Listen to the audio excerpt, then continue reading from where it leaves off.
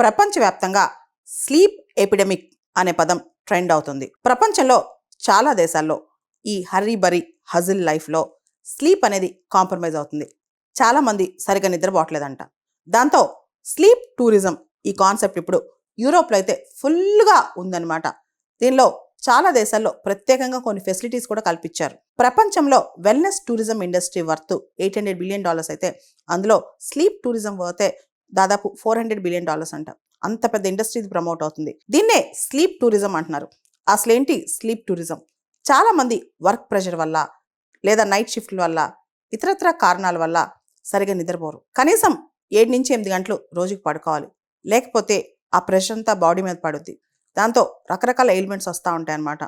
దాంతో స్పెషల్గా నిద్రపోవడానికి ఒక టూరిజం అనమాట. వెళ్ళి పడుకోవడమే. ఆ టూరిజంలో రకరకాల ప్రొఫెషనల్స్ కూడా మనకు సపోర్ట్ చేస్తూ ఉంటారు. మనం శ్వాస ఎలా తీసుకోవాలి, యోగా, మెడిటేషన్, రకరకాల ఎక్సర్సైజెస్, ఇదే అదే మొత్తం మనం హ్యాపీగా నిద్రపోవడానికి వాళ్ళు మనకి అసిస్ట్ చేస్తూ మన క్వాలిటీ ఆఫ్ లైఫ్ని పెంచడానికి ట్రై చేస్తారు. లాస్ట్ ఇయర్ బిల్ గేట్స్ గారు కూడా ఒక ఇంటర్వ్యూలో ఒక మాట చెప్పారు. నేను యూత్లో ఉన్నప్పుడు చాలా తక్కువ పడుకునేవాడిని, కానీ ఇప్పుడు అలా కాదు. దాదాపు 7 నుంచి 8 గంటల పాటు రోజు నిద్రపోతున్నాను. దానివల్లే నాకు చాలా సమస్యలు సాల్వ్ అయిపోయాయని చెప్పి ప్రపంచంలోనే అత్యంత కుబేరుడు బిల్ గేట్స్ కూడా చెప్పుకొచ్చారనమాట.